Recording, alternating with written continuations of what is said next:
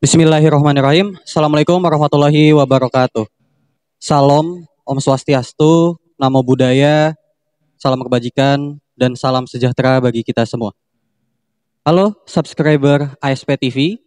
Perkenalkan, nama saya Aldi Cahaya Satria dari Fakultas Hukum Universitas Sultan Ageng Tirtayasa. Semoga dalam kesempatan hari ini kalian semua diberi kesehatan dan bisa melakukan aktivitas sebagaimana semestinya. Baik, di sini saya akan memberikan penjelasan mengenai pria diduga ODGJ, mutilasi sesama ODGJ. Kronologi kasusnya, belakangan ini beredar di media sosial video seorang pria berinisial E asal Kecamatan Cisompet sempat disangka sedang memotong hewan kurban oleh warga. Namun, ternyata diketahui beliau memotong tubuh seorang manusia. Kepala Satuan Reserse Kriminal Polres Garut, AKP Ari Rinaldo menjelaskan bahwa awalnya polisi menerima laporan kejadian sekitar pukul 14.00 waktu Indonesia bagian Barat pada hari kejadian. Warga melaporkan bahwa di Desa Sancang, Kecamatan Cibalong, terjadi aksi pembunuhan dan mutilasi yang dilakukan oleh diduga orang dengan gangguan jiwa atau ODGJ dengan sesama ODGJ. Tim dari Reserse Kriminal Polres Garut langsung berangkat ke lokasi kejadian dan langsung melakukan olah TKP dan mencari saksi-saksi. Hasilnya, pihaknya di lokasi menemukan adanya orang dengan kondisi sudah dimutilasi, dengan keadaan dua tubuh korban masih di luar, dan sebagian di dalam karung, dan sebagian lagi di dalam kantong kresek. Mengetahui hal ini, penyidik Polres Garut langsung membawa tersangka E yang berada di TKP untuk melakukan tes kejiwaan di RSUD Dr. Slamet Garut untuk mengetahui kejiwaan pelaku. Lalu, jika benar tersangka mengalami gangguan kejiwaan, apakah seseorang yang dengan gangguan jiwa bisa dipidana? Sebelum menjawab pertanyaan tersebut, kita perlu mengetahui bahwa dalam ilmu hukum pidana mengenal adanya alasan penghapusan pidana, yaitu alasan pembenar dan alasan pemaaf. Yang pertama, alasan pembenar. Alasan pembenar berarti alasan yang menghapus sifat melawan hukum suatu tindak pidana. Jadi, dalam alasan pembenar dilihat dari sisi perbuatannya atau objektif.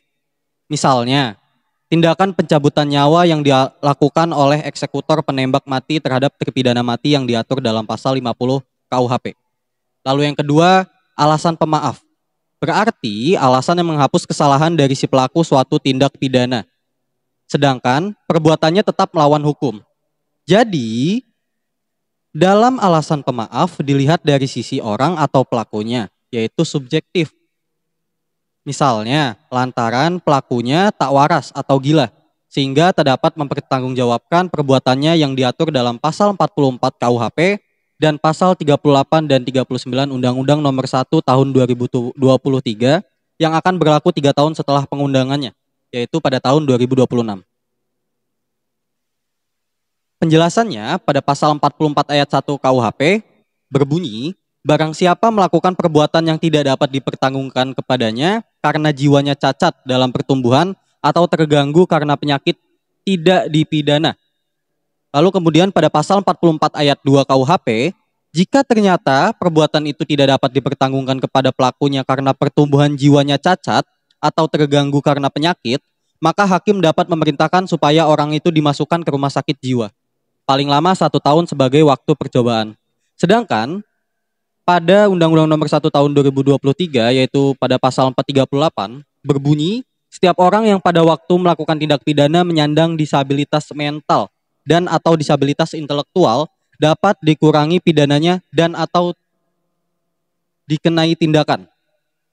Dan pasal 39 Undang-Undang Nomor 1 Tahun 2023 berbunyi, setiap orang yang pada waktu melakukan tindak pidana menyandang disabilitas mental yang dalam keadaan kekambuhan, akut dan disertai gambaran psikotik dan atau disabilitas intelektual derajat sedang atau berat tidak dapat dijatuhi pidana, tetapi dapat dikenai tindakan. Yang dimaksud di sini dengan disabilitas mental dan disabilitas intelektual dalam pasal 38 Undang-Undang Nomor 1 Tahun 2023 yaitu yang pertama, disabilitas mental. adalah terganggunya fungsi pikir, emosi, dan perilaku seperti psikosial, skizofrenia, bipolar, depresi, anxiety, dan gangguan kepribadian. Sedangkan untuk disabilitas perkembangan yang berpengaruh pada kemampuan interaksi sosial antara lain autis dan hiperaktif. Kemudian untuk disabilitas intelektual adalah terganggunya fungsi pikir karena tingkat kecerdasan di bawah rata-rata. Antara lain lambat belajar, disabilitas gerahita, dan Down syndrome. Pelaku tindak pidana yang menyandang disabilitas mental dan atau disabilitas intelektual dinilai kurang mampu untuk menginsafi tentang sifat melawan hukum dari perbuatan yang dilakukan atau untuk berbuat berdasarkan keinsafan yang dapat dipidana. Sedangkan menurut penjelasan pasal 39 Undang-Undang Nomor 1 Tahun 2023 mengenai penyandang disabilitas mental dalam keadaan kekambuhan akut dan disertai gambaran psikotik dan atau penyandang disabilitas intelektual derajat sedang atau berat, tidak mampu bertanggung jawab. Untuk dapat menjelaskan tidak mampu bertanggung jawab dari segi medis, perlu dihadirkan ahli, sehingga pelaku tindak pidana dipandang atau dinilai tidak mampu untuk bertanggung jawab. Jadi, apakah orang tersebut benar mengidap gangguan jiwa? Demikian yang dapat saya sampaikan, kurang lebihnya mohon maaf. Assalamualaikum warahmatullahi wabarakatuh. ASP lapor.